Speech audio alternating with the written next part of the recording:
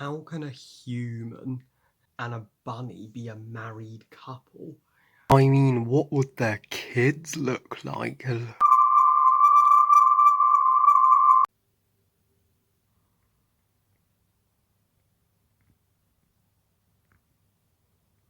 Who Framed Roger Rabbit, directed by Robert Zemeckis, and is the 1988 classic Disney live action that combines animation movie, and this review was ever so kindly requested by Kevin, who also requested the Wizard of Oz review. So Kevin, this review is for you, and hope you enjoy it. So I will give my full honest thoughts on this uh, uh, uh, love letter to the art of animation. So, Who Framed Roger Rabbit tells the story of taking place in a world where animated characters coexist alongside live action humans, and Roger, the rabbit, voiced by Charles Fletcher, suspects that his wife Jessica, voiced by Kathleen Turner, is having an affair with Martin, so he calls in Detective Eddie Valiant, played by Bob Hoskins. But after Marvin is tragically murdered, Roger is accused of the crime. So Roger and Eddie team up to clear Roger's name and discover the true culprit behind the murder. And it may just be Judge Doom, played by Christopher Lloyd.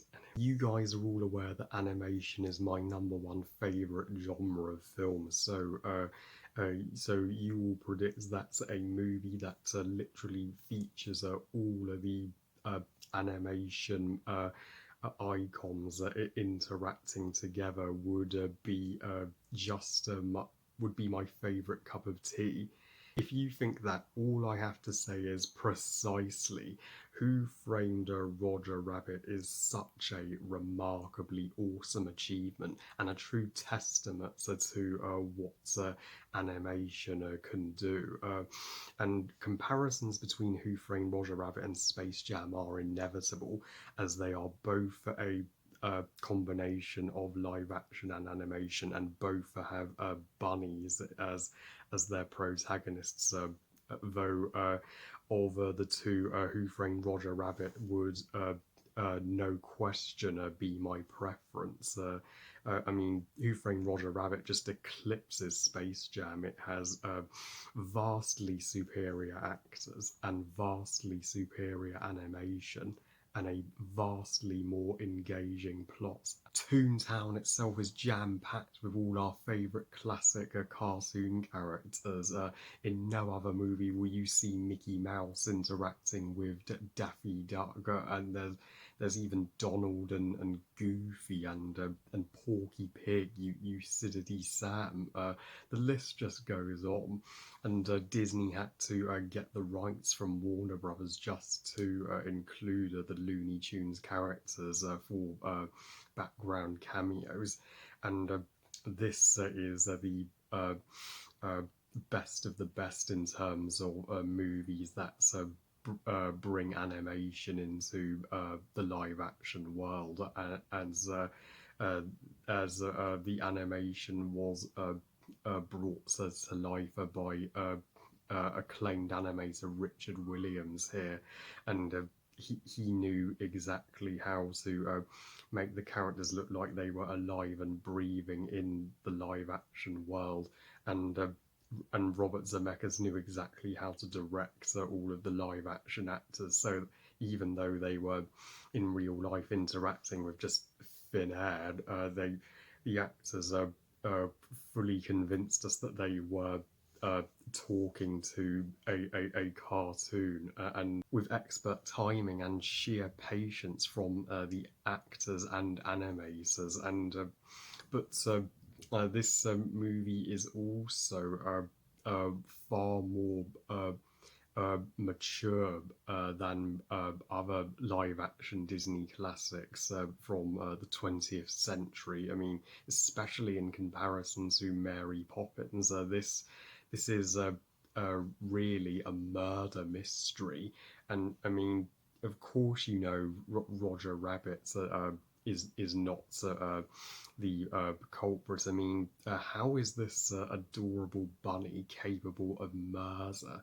Uh, but yeah, so Eddie, played by Bob Hoskins, is the true protagonist of the movie, even though Roger is the titular character, and Eddie is the human that we as the audience follow through Toon Town. And poor Eddie has so much on his plate here. He is working day and night to prove Roger's innocence. His brother has just been murdered, and he's having a relationship drama with his girlfriend Dolores. But Bob Hoskins, he absolutely loved the movie, and this was one of his very favourite movie roles. So you can see that he was putting 110% into his performance, and Jessica Rabbit. So she is the ultimate animated woman, and Kathleen Turner's voice is extremely alluring and seductive. But Jessica Rabbit is not just there to be a glamorous supermodel. She is a woman who loves her husband with all her heart, and she never meant to cheat on him. It's only because all of the guys in Toontown are falling for her because she couldn't help but being drawn that way, and when she is uh, uh, the number one suspect, at one point in the movie, you just face palm and go, Eddie, how could you misunderstand Jessica? Uh, but luckily, he does get to know her better, and makes up for that when he unravels the true murderer, Judge Doom, played by Christopher Lloyd, who was also Dr. Emmett Brown in Back to the Future. So he and Robert Zemeckis frequently work together in film, and I never thought Christopher Lloyd could uh, uh, pull off and play such a convincing villain, but he proved me completely wrong. He and I mean, he is one versatile actor, and he plays a Judge Doom throughout the majority of the runtime as a calm character, while giving tiny hints that he is connected to the murder at the same time. Uh, makes This makes us not call him out to be the murderer too early in the movie, and keeps us guessing what is his character really innocent or not. And when and in the revelation, when we find out he's a toon and was just in a rubber suit to appear human. I mean, yeah, that is one of the most grotesque and disturbing final battles in any Disney movie, live action or animated, and especially when he transforms his hand into a saw and goes for Eddie. But and also the music for this movie knows exactly what it needs to be. It's not only celebrates jazz, but it celebrates the wacky theme of cartoon characters. What also makes this movie more complex than other Disney live action classics is its take on relationships. Dolores may be the most underrated character in this movie, and she deserves to be talked about more, even though she's uh, consistently fed up of Eddie and just wants wishes she could spend more quality time with him. She never once stops caring about him.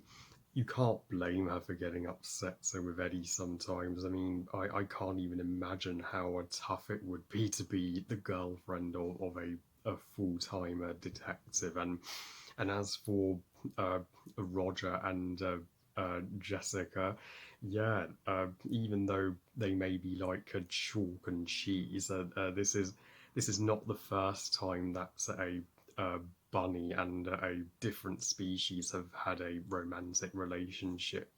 Cough, cough, Zootopia. Yes, Judy and Nick are in love. They are more than friends. There, I said it.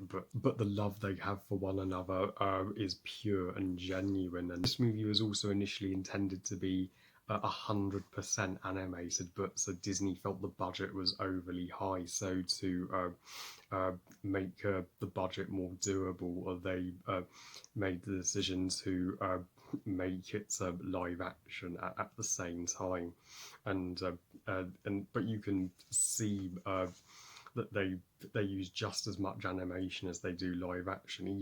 Even some of the cars in this movie are alive and animated, and the trees and many more objects. So overall, needless to say, I adore Who Framed Roger Rabbit to the freaking core. It's could potentially be neck and neck with Back to the Future as my favourite Robert Zemeckis movie.